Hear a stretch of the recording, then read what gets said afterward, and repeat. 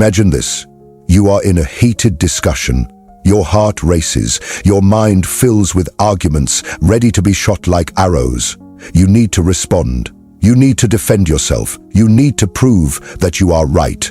But what if I told you that the moment you feel that desperate need to react, you have already lost? The world has taught us that strength lies in voice, in the ability to argue, to impose oneself, to always have a sharp response at the tip of the tongue. But Nietzsche saw this completely differently. For him, true power does not lie in shouting louder, nor in forcefully convincing others. True power lies in what you choose not to say. We live surrounded by noise, social media, endless debates, people competing to see who can talk the most, who has the last word. But what few realize is that in this sea of noise, those who truly have power are not shouting. They observe, they wait, and when they decide to speak, every word weighs like a stone thrown into a calm lake. Nietzsche understood something that most ignore: the urgency to speak, to respond, to justify oneself reveals a subtle type of weakness. Those who desperately seek to be heard are, deep down, seeking validation. They are reacting, and those who react are being controlled. On the other hand, those who master silence possess a different kind of authority, one that does not need to prove anything to anyone. Think of the people who truly marked you. Were they the ones who spoke incessantly, or those whose few words struck you like a precise blow? Well-used silence generates mystery, generates respect, generates discomfort. And discomfort makes people think. So the question you need to ask yourself is, do you have control over your words? Or are you a slave to the need to be heard? Do you know when to speak and when to simply let silence do the work for you? Because the truth is that sometimes silence is not just a choice. It is a challenge. A challenge that few have the strength to face. Today, we will explore how Nietzsche viewed the power of silence and how this philosophy can transform the way you position yourself in the world. If you learn this art, you will never be seen the same way again. Look around you. The world has never been so noisy. Everyone has an opinion, everyone wants to be heard, everyone believes they need to say something all the time. Social media has turned conversations into public battles, where victory is not achieved through truth, but through volume and repetition. But Nietzsche would warn us, this obsession with speaking, with responding, with shouting your position to the world, is not strength. It is disguised weakness. Stop and think. Why do people feel this almost compulsive need to express themselves at all times? The answer is simple. Deep down, they are afraid. Afraid of being irrelevant, afraid of being forgotten, afraid that their silence will be interpreted as submission. So, they fill every empty space with words. Words that they often don't even fully believe, but that are spoken to avoid the terror of insignificance. But what Nietzsche understood, and what few today grasp, is that the one who masters silence will never be insignificant. On the contrary, they become an enigma. They become someone who cannot be easily categorized or predicted, and the unpredictable will always be more powerful than the obvious. The noise of the world is a trap. It creates the illusion that those who speak the most, who impose themselves the most, who respond the fastest, are the ones who win. But that is the logic of the weak. Nietzsche saw life as a battlefield, and on that field, the warrior who charges into battle first is not always the one who emerges victorious. Often, it is the one who knows how to wait, who observes, who perceives the enemy's flaws before attacking. Look at the true masters of strategy, whether in philosophy, war, or business. They do not speak more than they need to. They do not rush to respond. They do not wear themselves out trying to prove something to everyone. They know that sometimes the best move is to let the other tire themselves out trying to decipher them. Nietzsche did not see silence as a weakness, but as an assertion of strength. Those who master silence control the rhythm of the game. Those who remain silent at the right moment force the other to speak more than they should, to reveal their weaknesses, to expose themselves. Deep down, modern society cannot stand silence because silence forces introspection.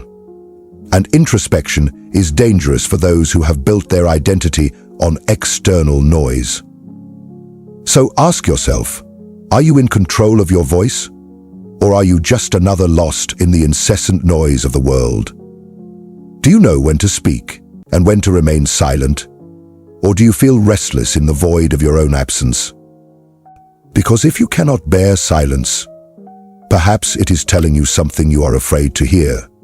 Nietzsche believed that the vast majority of people live chained to illusions. Illusions about morality, about good and evil, about what is right and wrong. From a young age, we are taught to fit in, to follow rules, to respect conventions. But what if I told you that these rules were not made to strengthen you, but rather to domesticate you? The concept of the Übermensch, Nietzsche's Superman, is not about muscles, money, or status. It is about something much more powerful: absolute mastery over oneself. The Übermensch does not react impulsively, does not despair to be accepted, does not feel the need to prove anything to anyone. He creates his own values, his own rules, his own path. And one of the main weapons of this superior being is precisely silence. Think about it. What happens when you remain silent in a situation where everyone expects a response? Silence generates discomfort. It creates mystery. It reverses the power dynamic. When you refuse to react at the expected moment, you force the other person to deal with their own anxiety. Nietzsche understood that the average human being is terrified of emptiness. They need to fill everything with words, explanations, justifications. But the Übermensch? He understands that silence can be more powerful than any argument.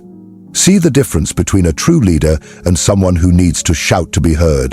The true leader does not need to raise their voice. They do not need to justify themselves at every step. They exist so firmly and unwaveringly that their presence alone commands respect. Now look at those who are always talking, always trying to convince others that they are strong, intelligent, superior. Deep down, this incessant chatter is just a confession of insecurity. Nietzsche saw this difference clearly. The one who talks too much, who reacts to everything, who is bothered by every provocation, is being controlled. They are a slave to their emotions, a prisoner of external validation. But the one who knows how to be silent, who chooses their words with precision, who allows others to wear themselves out trying to decipher them, that is the true master of the situation. The Übermensch is not affected by others' opinions. He does not need the recognition of others to exist. And for that reason, he does not wear himself out trying to prove anything. He knows that his strength does not lie in how many words he says, but in the silent impact of his presence. Now I ask you, do you have control over your words, or do your words control you? Are you the owner of your voice, or are you just reacting like a puppet to the opinions of others? Because in the end, those who truly have power never despair to be heard. Have you ever noticed how silence makes people uncomfortable? Just a small moment of pause in a conversation is enough for someone to try to fill it with words. Any words, even a meaningless comment. Silence creates a vacuum, and human beings have an aversion to vacuums. They need to fill that space. They need to feel in control of the situation. But Nietzsche understood a brutal truth. Whoever controls silence controls the minds of others. Silence is a psychological weapon. It disarms, confuses, makes the other person reveal themselves without you having to move a single muscle. When someone is waiting for a response and doesn't receive one, their brain enters a state of uncertainty, desperately trying to decipher what's happening. Are you ignoring them out of disdain? Do you know something they don't? Did they say too much and not realize it? The other person's mind becomes a labyrinth of doubts, while yours remains intact. Nietzsche understood that silence can be used as a test of power. Look at the great strategists, the masters of persuasion, the leaders who have made history. They don't speak more than they need to. They make the other person wear themselves out first. They let their adversaries talk, until they reveal their weaknesses, until they get lost in their own words. Silence is like a mirror. It forces the other to confront themselves, to see their own insecurity exposed. Now think of a common confrontation, a discussion between two people. Who seems to be in control? The one who gets worked up, who pours out arguments non-stop, who tries to convince the other at any cost? Or the one who remains calm, who observes, who allows the other to wear themselves out alone? The first is reacting, letting themselves be carried away by emotion. The second is in control. When you remain silent, you put the other in a vulnerable position. They can interpret your silence in various ways: disinterest, disdain, superiority. But the only certainty they will have is this: you are not being controlled. And that in itself is enough to make them uneasy without needing a single word. I do not play this game. I do not need to fit in. This frightens people. They do not know how to deal with someone who does not react as expected, who does not panic to be understood, because deep down, the desire to be understood is a form of dependency. Those who need to be understood are, in a way, asking for permission to exist.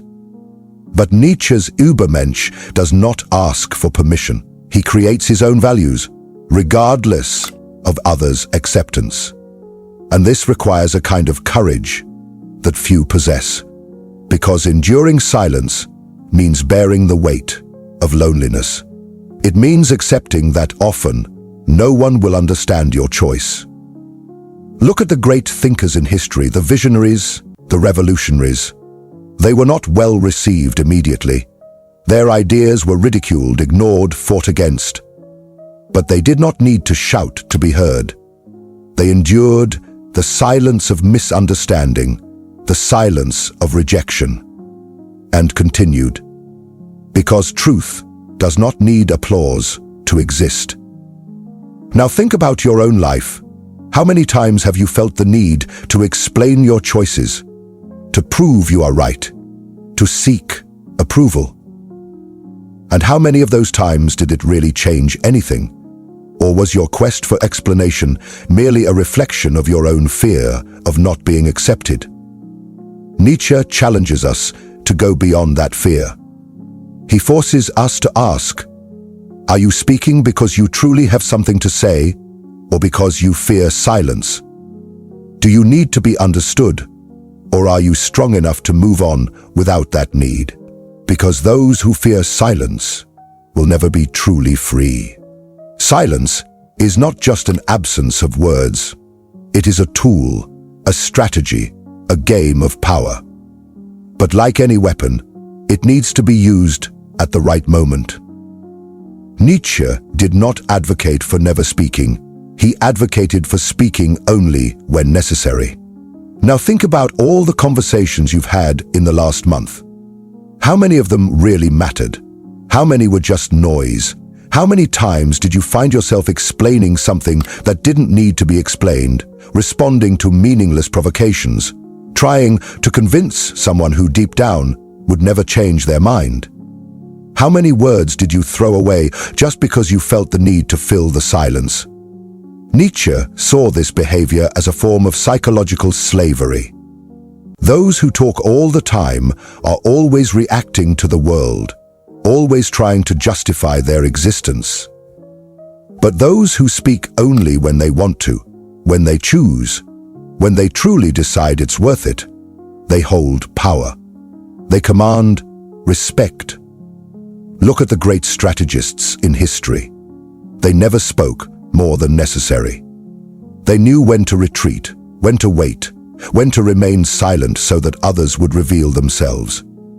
And when they finally spoke, their words carried immense weight. Because they were rare, because they were measured, because they were impossible to ignore. The problem with most people is that they speak without thinking. They react. They fall into the trap of provocation, the need to always have the last word. They don't realize that by doing this, they are becoming predictable. Nietzsche knew that unpredictability is one of the greatest weapons one can have. Those who do not react as expected become a mystery, and mystery is always more powerful than transparency. So, how to apply this philosophy? How to use silence strategically? First, learn to observe before responding. Most people respond before fully understanding what is being said. They feel an almost uncontrollable urge to give an opinion, to correct, to argue. But the one who masters silence waits. They observe, they analyze, and only then do they decide if it's worth responding. Second, ask yourself, does this conversation really need me? Not every dialogue deserves your attention. Many discussions are just ego games, meaningless battles where no one is truly interested in the truth.